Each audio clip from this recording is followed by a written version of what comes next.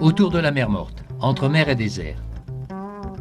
Nous avons besoin de comprendre ces contrées contrastées, où l'on passe du désert aride aux montagnes boisées, où l'eau est un problème vital et stratégique, où les régimes politiques sont problématiques, où les religions sont multiples et mal connues. Récemment théâtre de guerre et d'affrontements insupportables, le Proche-Orient est véritablement un point d'interrogation. Arrivant par la Turquie, nous sommes vite à Alep. La porte renforcée de fer de chevaux et de fer de lance est d'origine.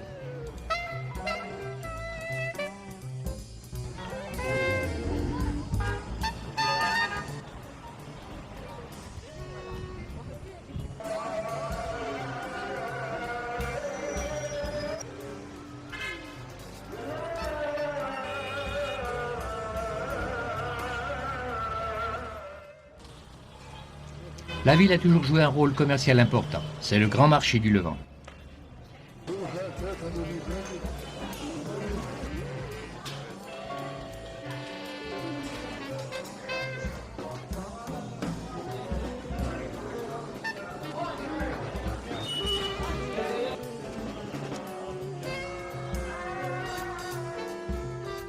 Cela explique la multitude de caravansérails où s'entassaient les marchandises et les extraordinaires bazars voûtés.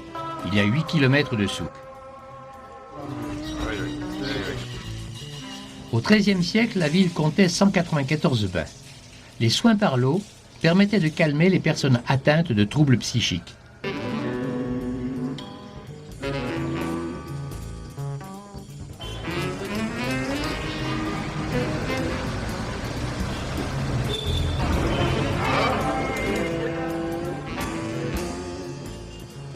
Ce luthier nous montre la forme sur laquelle il façonne son instrument, mais il ne sait pas en jouer. Nous séjournons au village d'enfants SOS. Son directeur et son épouse algérienne, qui enseignent à la mission laïque française, nous ont accueillis chaleureusement. Je ressemble à la mère Michel.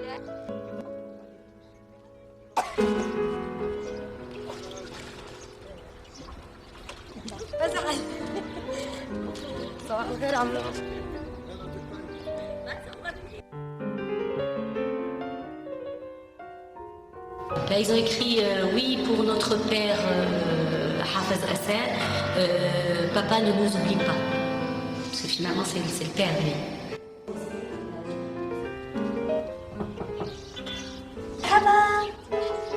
Sabah al-khair. Sabah al-khair, c'est bonjour. Hein? Bonjour. Amir. Amir. Oui, oui. On a dit c'est la mère. La mère. Ami Sawar Malichi. Ok, c'est pas grave. Je peux prendre la commande.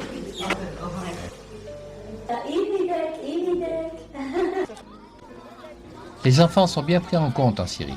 Dans les visites, nous retrouvons souvent des groupes d'enfants en uniforme.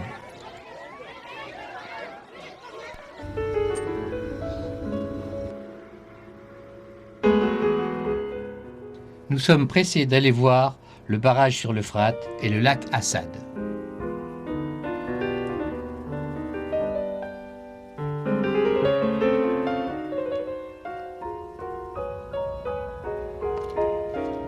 L'étendue d'eau est impressionnante. Bien que la Turquie prélève en amont plus d'eau que prévu, quitte à en revendre à Israël, elle assure un débit minimal de 500 mètres cubes par seconde, à condition que la Syrie n'accepte pas de Kurdes sur son territoire. En aval, l'Irak, en 1975, au moment de la construction du barrage, a failli entrer en conflit avec la Syrie. L'Iran aussi fait partie des pays concernés et inquiets.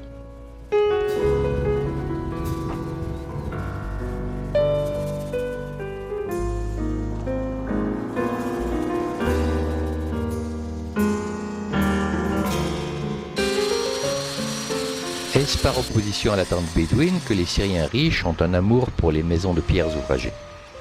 Nous trouverons une multitude de chantiers de ce type dans notre voyage.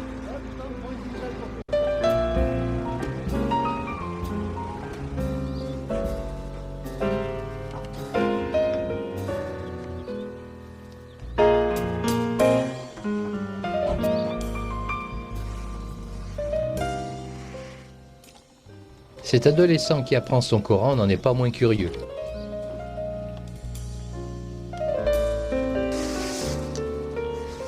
Il faut pouvoir stocker l'eau. Et dans ce site de Sirguila, la citerne antique est toujours en service pour les bédouins et les nomades modernes.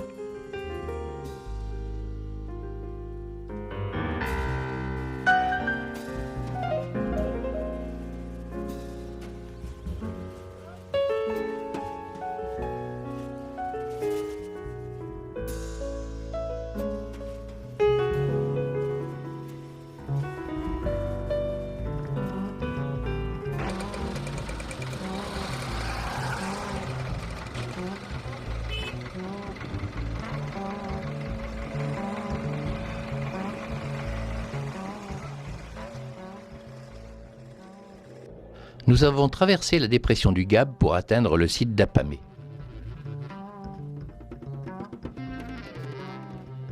Du village près du site, nous apercevons cet immense jardin fertile, mais aussi les barrages nécessaires pour une agriculture toujours gourmande en eau.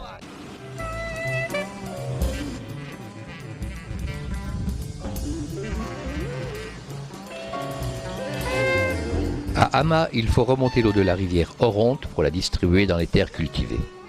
Le courant fait tourner la roue et en même temps la roue se charge d'un peu d'eau qu'elle soulève pour la vider en haut. Pour rejoindre le château de Saladin, nous traversons une chaîne de montagnes, ce qui nous permet d'apercevoir le Liban et ses hautes montagnes au-dessus des cultures en terrasse.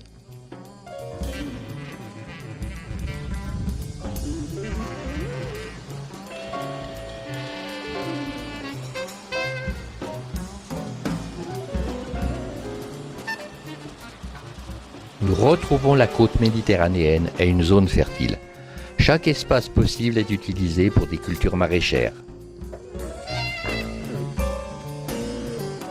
Le Krag des Chevaliers, une des dernières places fortes des croisés. Il pouvait contenir 4000 soldats. Il fut installé ici pour contrôler le seul passage entre la ville d'Homs et la Méditerranée.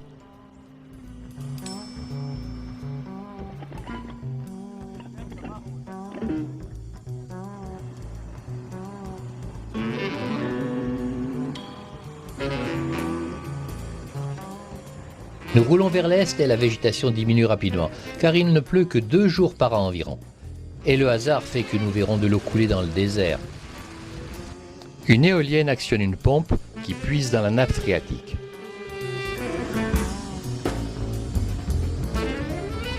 Palmyre. Les ruines prennent un aspect fantomatique sous ce ciel chargé de la poussière du vent de sable.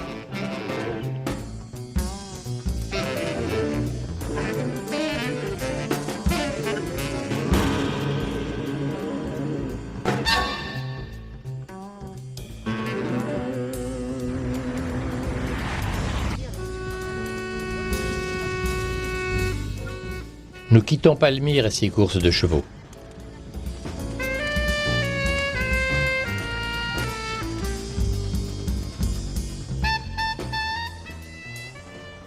Un peu plus à l'est de Palmyre, nous découvrons des cultures. Comment cela est-il possible? Nous remontons le canal d'irrigation. Il n'y a plus de source permanente. Un forage sans doute permet de faire vivre le village.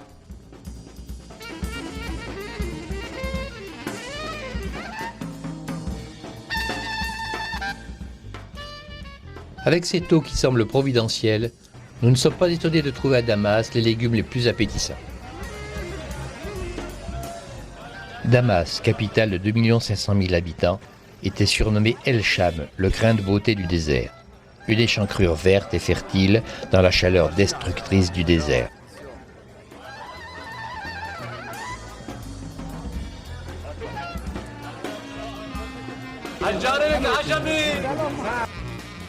La mosquée des Omeyyades.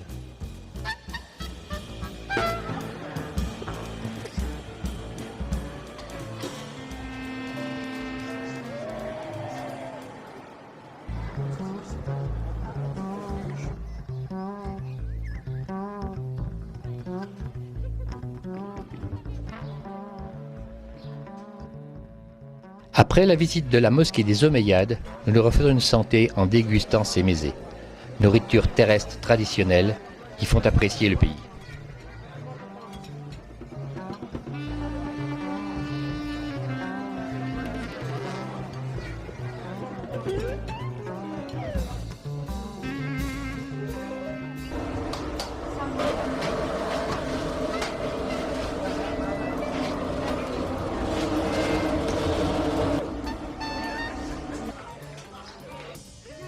En roulant vers le sud, nous regardons encore la technique de plantation en nous inquiétant, car une terre qui n'est pas riche a besoin d'un apport en eau démesuré. Nous roulons vers Bosra. Les champs de cailloux alternent avec des zones plus vertes. Tout au sud de la Syrie, Dera. Un théâtre enchâssé dans une forteresse de basalte. Il pouvait recevoir plus de 9000 spectateurs.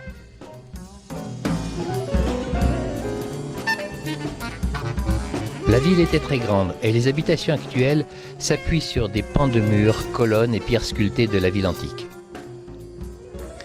Une citerne immense témoigne du haut degré d'organisation nécessaire pour ne pas manquer d'eau.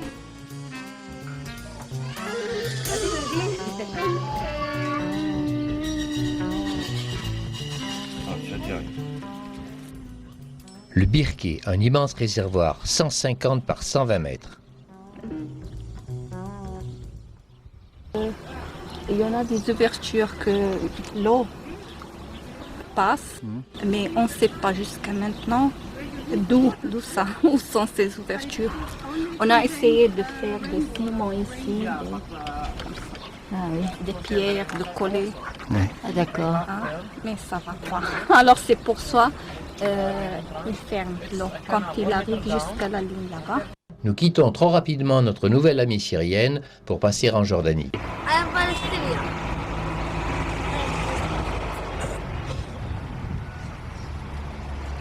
I am Palestine.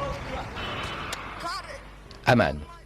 1948, une forêt de tentes pour accueillir 565 000 Palestiniens. 1967, encore 200 000 réfugiés. 1987, 350 000 Palestiniens doivent quitter le Koweït. Amman est un camp de réfugiés qui a bien marché. La population jordanienne compte près de 60% de Palestiniens.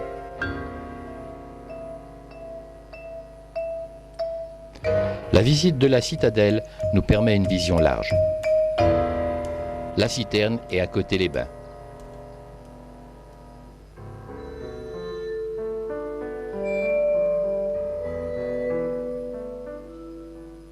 Nous partons vers l'est et retrouvons les Bédouins dans le désert. Mais de quoi vivent-ils ?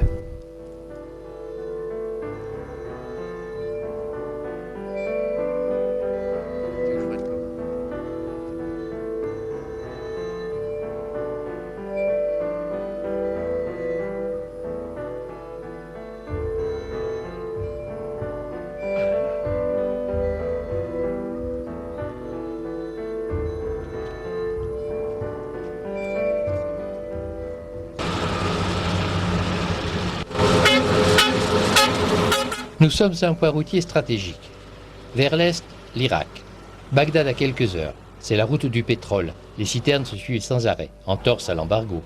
Vers le sud, l'Arabie saoudite. Serait le routier semble sorti d'un dessin animé.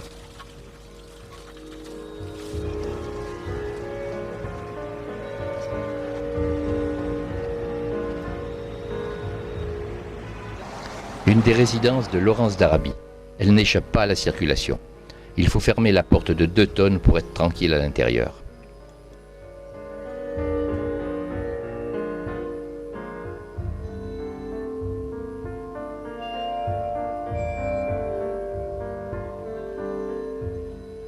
Au 8e siècle, au milieu des pistachiers, l'ingéniosité des hydrauliciens permettait l'existence de petites oasis artificielles. Le Kaas Hamra, avec son puits de 25 mètres, était un château pour la chasse, les bains et les fêtes. Autour, vergers et cultures alimentés par un autre puits permettaient l'autonomie du lieu.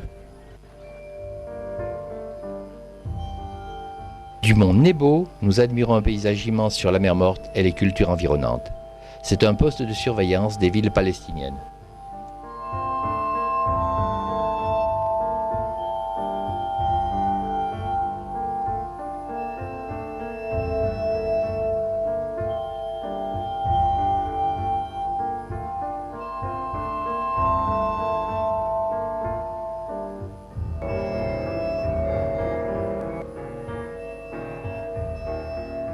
La mer Morte. Elle est alimentée par le Jourdain et par quelques torrents qui descendent des gorges abruptes. À moins 400 mètres, la chaleur est étouffante. L'évaporation est de 2 cm par jour. Ces femmes lavent des peaux de boutons et sont bien aises de travailler les pieds dans l'eau.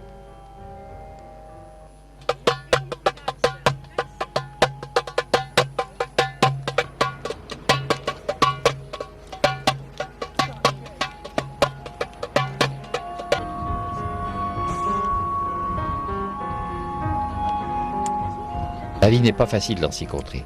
On n'arrive pas à croire comment c'est possible, pour ceux qui n'ont que leurs chèvres. Pourtant, c'est le Wadi admirable, Wadi Moujib. Dana, c'est un village exemplaire, remis en valeur par son option écolo-touristique, avec un vaste espace sauvage de toute beauté. Il a aussi la chance d'avoir de bonnes sources.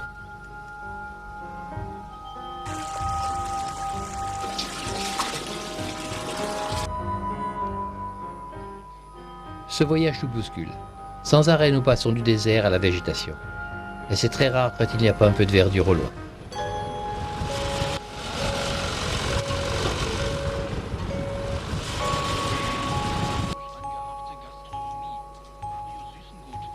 Cette gorge qui conduit à Petra comporte creusées dans la falaise de grès tendre des canalisations destinées à recevoir l'eau de ruissellement.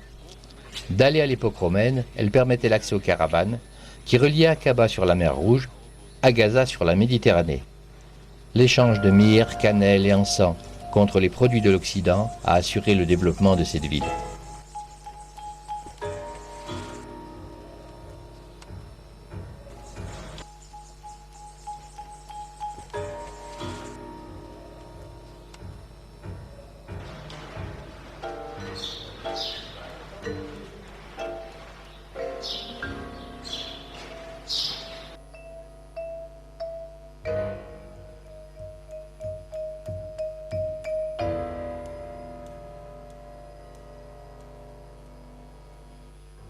En grimpant comme les chèvres, nous découvrons l'immensité du site.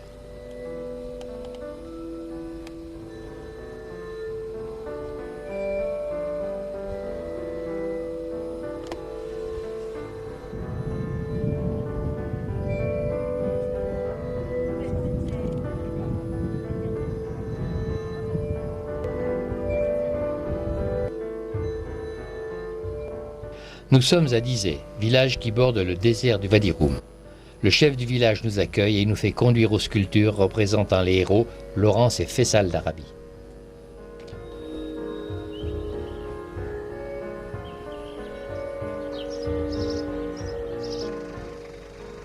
À côté de Dizeh, en plein désert, nous visitons une grosse exploitation arrosée par de sérieux forages, sans où rien ne pousse, ou presque.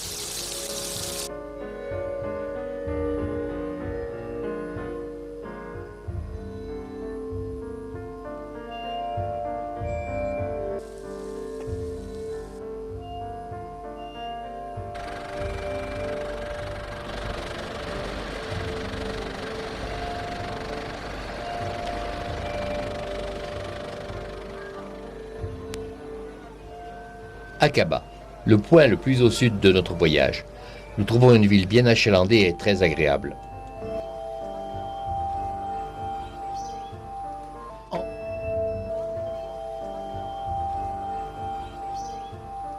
Enfin la mer Rouge, une mer vivante. En face, le Sinaï.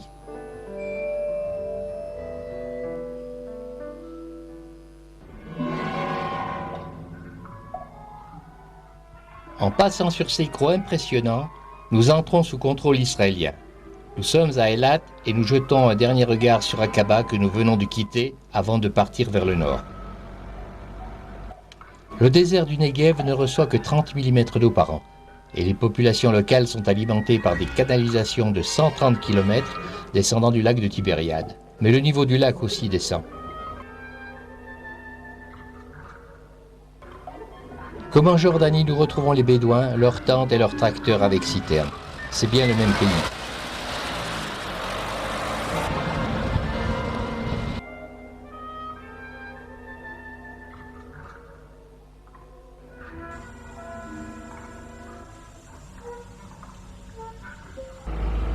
À nouveau, nous dominons la mer Morte. Au loin, la forteresse de Masada, célèbre par son site, et le suicide collectif de ses défenseurs en passe d'être fait prisonnier.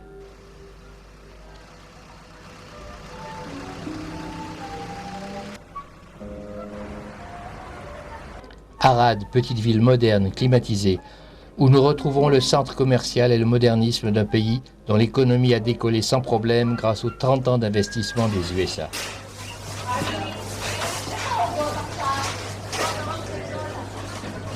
On flotte sur l'eau et les curistes atteints de psoriasis barbotent dans un liquide qui les soigne avant de se rincer à l'eau douce en respirant un air plein d'oxygène et de brome. La mer Morte est un grand lac salé de 76 km de long. Cette eau regorge de minéraux variés, potasse, magnésium, brome et sel divers, et sel de cuisine. Le tout constitue une manne pour les industries chimiques et la cosmétique.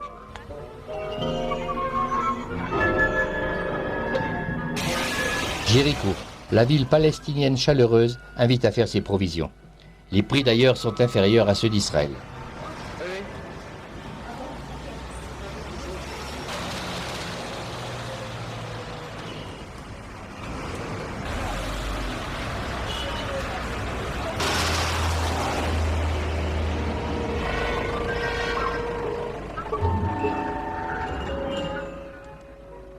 La vieille ville de Jérusalem est passionnante à découvrir, mais sa barrière de la honte est une vision pénible. Pour continuer la visite, nous abandonnons nos chaussures et nous méditons sur l'importance du poil, de l'alimentation, de la coiffure, des rituels dans la relation de l'homme avec Dieu.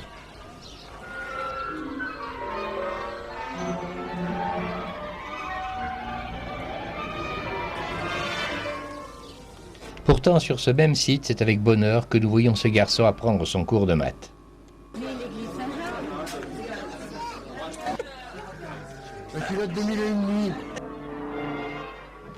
Pèlerin portant une croix sur la Via Dolorosa.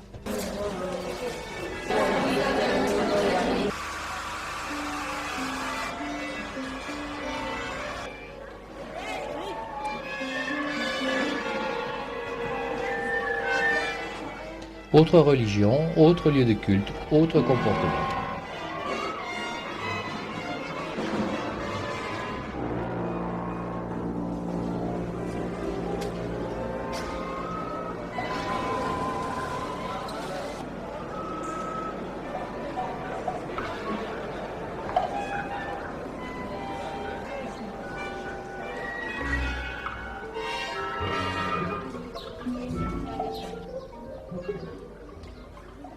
Autre quartier, autre religion. Autre uniforme, autre coiffure. Dans ce lieu de culte, la galerie et les voiles isolent les femmes de la communauté mâle.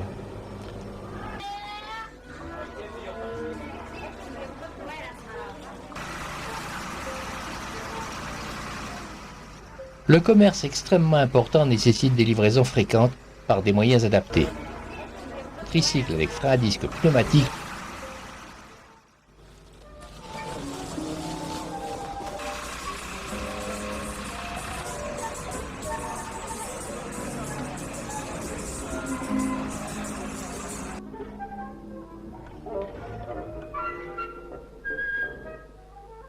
Tel Aviv. Les immeubles plus que modernes symbolisent le bond en avant de l'économie israélienne, qui, aidée par les investissements américains, a profité des perspectives de paix d'Oslo. Le revenu par habitant a presque doublé depuis 1992, malgré un apport d'immigrés très important.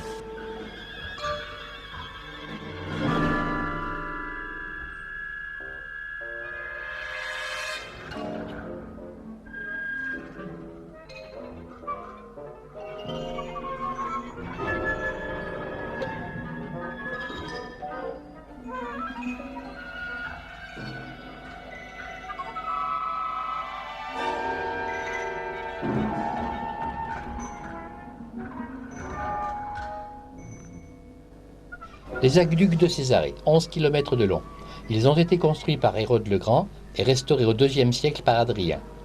À cette époque, l'eau était-elle utilisée plus raisonnablement ?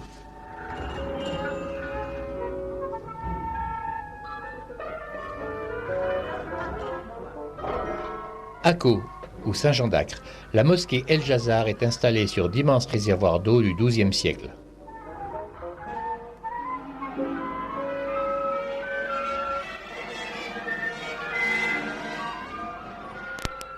Megiddo, ancienne ville fortifiée datant de 3000 ans avant Jésus-Christ.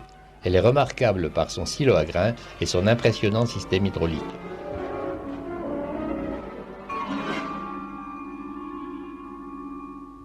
Le mont Tabor et sa basilique, 588 mètres d'altitude. Le passage s'imposait pour des amoureux du Tabor mauriennais. Le lac de Tibériade, il est à moins de 110 mètres d'altitude.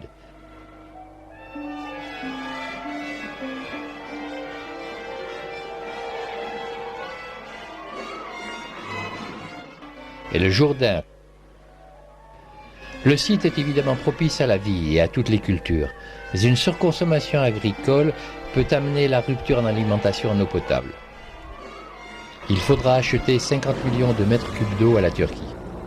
Depuis plusieurs années, les Israéliens consomment l'ensemble de leurs ressources disponibles en eau, tout en pompant sans vergogne dans les territoires palestiniens occupés.